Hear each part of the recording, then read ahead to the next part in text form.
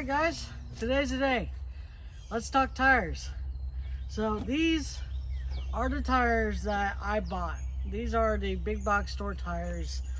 These are 13 5x6, and as you guys saw in a previous video, I had bought in these V-tread tires that are also 13 by 5x6. And let's just talk about the difference in tires really quick, okay? So this is what came on that rim. This white part is a rim. So when you're talking about a wheel, there's a wheel and there's a tire, and they're pretty much the same thing. People just call them tires. That's okay. No one's gonna get mad, I promise. But this is a tire, this is a wheel. The tire goes on the wheel to make a tire. Or a tire assembly. If you want to be technically correct, a tire assembly. So this is the wheel, and the white part here is the tire. Cool? Good job. So these are what I bought from a big box store. Don't remember which, but these go on a larger dolly, a larger hand truck, if you will. And they're 13 5x6, but as you can see, they're pliable. Well, they're deflated, obviously, of course, but these have a loaded rating of 30 psi, not to exceed 40 psi maximum. Let's see if there's a load rating. I do not see a load rating anywhere. So 320 pounds. Let's see what the new tire has. The new tire can hold up to 395 pounds, so slightly more. So let's look at the construction of the tire itself. As you guys can see, the big box store just pretty much injection molded this tire. As you can see, it has all this extra rubber. You can literally peel it off, and this is not part of the tire. This is part of the molding process for the tire. We don't want that. So this is what I'm swapping out, and this is what I'm putting on. So as you can see the difference, you're going from a very square-like tread pattern that is very closely knit together. This is, like I said in the last video, this is meant for asphalt, pavement, and grassy areas, solid ground. This has very deep lugs, very off-road capability in dirt, mud, gravel, it doesn't matter. I would take the chance going off-road with these a lot more than this. So with that being said, this would have a lot more traction than this would, just the way the lugs are set up. These little squares on this one would be called the lugs, while these stripes here forming the V pattern are called the lugs. Now this, I took off the old rim of this tire, and the reason I did that, I did it off camera, just so I could figure out if it was possible, because if it wasn't possible, why make a video about it? It would just be not a failure, just it would be a learning experience on my part, and I don't think that it would be a good use of money on my end if it did not fit. But the sizes match, and after a lot of struggling, it did work. So with that being said, let's ditch this tire. Bye-bye. Let's get this tire off the rim and make it look like this tire. As you can see, this is properly inflated, and as in the last video, I was worried about a little disforming, but as you can see, I put air in it, and there's zero deformity. Now, I decided to put this little air tube on the outside. This is what inflated the tire. So a tubeless tire, the black part, the tubeless tire can go on a tubed rim perfectly fine. As I found out, I'm not going to be doing any major off-roading with this. I'm not going to be doing a whole lot of pulling or what have you. I'm not going to put a whole lot of stress on this tire. So in my case, it will work out. Your results may vary just because I don't know what your application is. So this tire fits this rim for this application. So what I'm using it for, this will work. So let's put the good tire aside. We're gonna put this aside for now because we don't need it. We will use this eventually, but not right now. But let's get this off the rim, shall we? The tools I'll be using for this is a Phillips head screwdriver, a nut driver. This is the 1/4 inch variety that takes the bits. I just used it because it has a round shank to it and it doesn't have anything that will stab the tube. I have a crescent wrench, and I also have a pair of vice grips and a tire iron. This is the tire iron out of my truck. It has this really nice lip to it, and this is actually what helped me put that tire onto that rim. But that's for later. For right now, all we need is the 2 screwdrivers. So with that being said, let's demount this tire and take this tire off this rim.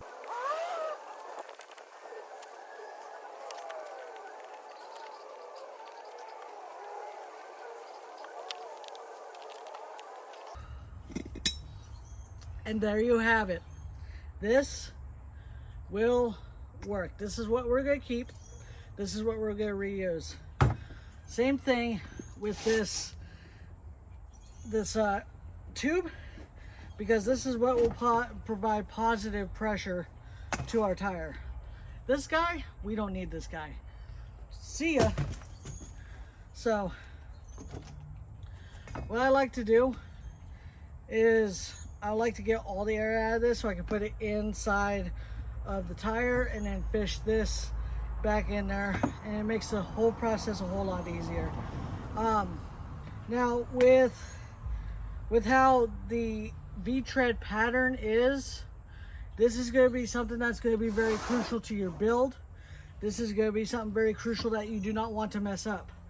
So for my application, I decided to have this air inlet, this nipple fitting on the outside of my project. So that means in a forward direction, these V-treads would go that way. And the side of this project will be out here, and then the project will be here, and here's another tire. So with that being said, we want to set up this tire to go the same direction so we don't look like fools. We don't want it looking like that. So make sure they're going both the same direction. And now with that being said, you want to line up the outside of your rim. The outside of your rim has this hole for the air tube, the fill nozzle for the air tube, and that's going to go on the same side as the outside. So when we're done, we're going to have a left side and a right side, and together both of these oh, excuse me, I had this backwards. So when we're done, we have an air nozzle on this side, and we're gonna have an air nozzle on this side, and that way everything is kosher. Everything will be fine. So that being said, let's deflate this tire.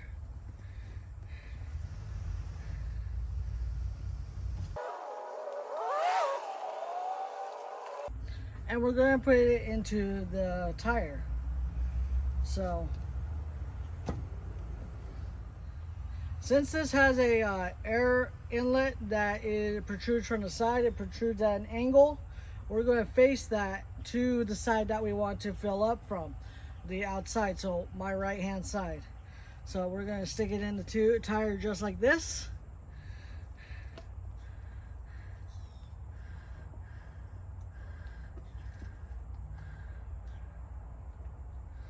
And we're going to feed it up into the tire.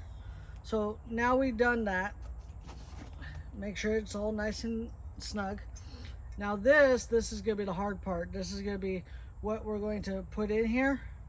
And so with that being said, we're going to go in like this, and I'm going to match this hole on the rim with this inlet. Give me a minute.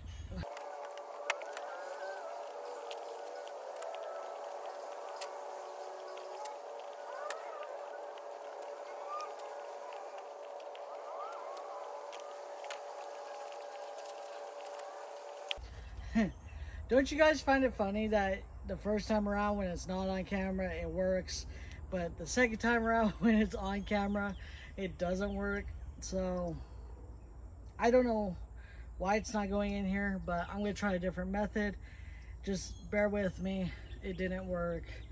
I can't get it to go back through the hole in the rim, so we're gonna try something else first.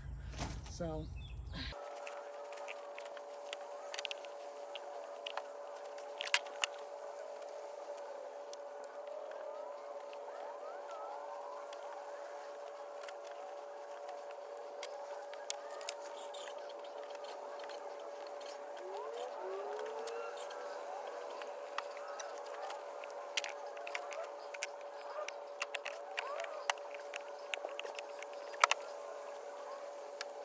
alright guys, that took a lot harder. That was a lot harder than this one.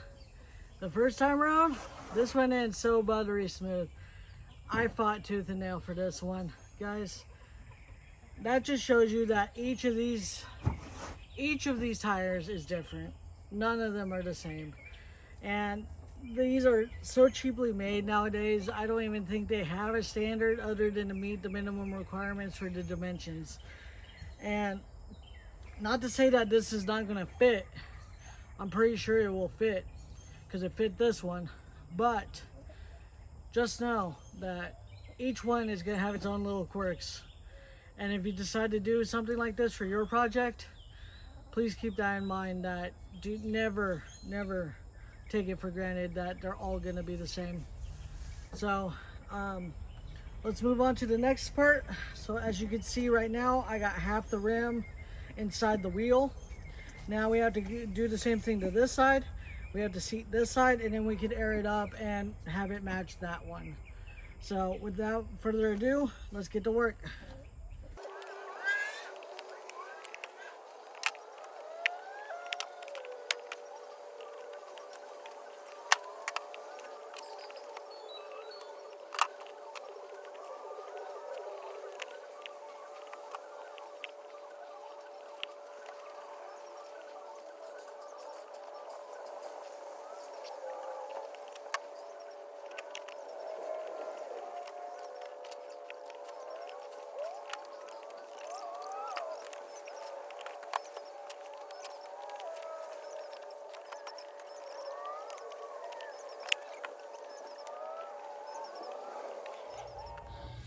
Alright guys, well, as you can see, this is kicking my butt pretty good.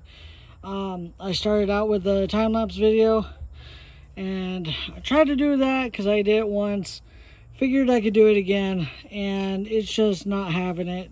So what I'm going to do is I'm just going to cut to the end here, and once it gets mounted and inflated, I'll show you the end result. Sorry guys. Alright guys, let's conclude this video. I did not expect this to be as hard as it was.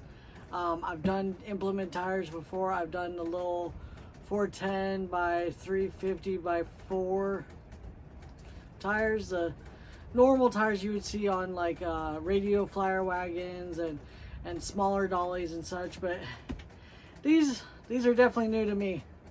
As you can see, they're a little dirty now, a little dusty, but good news, they're on there. Both of these have made it onto the rims. This one has been inflated, this one has not. This one is the one that gave me trouble. This is the one that was super easy. So, sorry. So let's talk about the problems we had running into this tire. For one, it was harder to mount to the rim, in my opinion. I used conventional tools, hand tools. The only proper tool I used was a tire iron, and that's probably my own fault. I did mangle up the rim a little bit, but that's okay. It'll still seat. Bad news. The bad news is I've mangled the tube in this tire, so I'm going to have to replace the inner tube and put it all over again. Just do it all over again. But I've done this twice now. I know how it's done. It's easy-ish. So if I could do it, you guys could do it. And the reason we're concluding this video inside, not just because it was hard, but it just absolutely downpoured here. And right in the middle of filming, I had to rush all the equipment back inside and let it dry. But as you can see, we have success. We have 2 tires that are both angled the correct orientation. We have the actual air valves on the outside, and I count today as a win. I mean, yeah, I mangled the inner tube. I can't inflate this one, but it's still a win. It's on there. I have proof that it works on the other one. So stay tuned. I will get this fixed. It'll probably be off camera, but it'll still be fixed. And it'll go in the pile of parts for the next project I'm planning to build. So stay tuned. Like, comment, and subscribe. That way you stay in tune with this build and many other builds in the future. And if you hit that bell, you'll be always notified of whenever I put out a video. So stay tuned. Thanks, guys. Bye.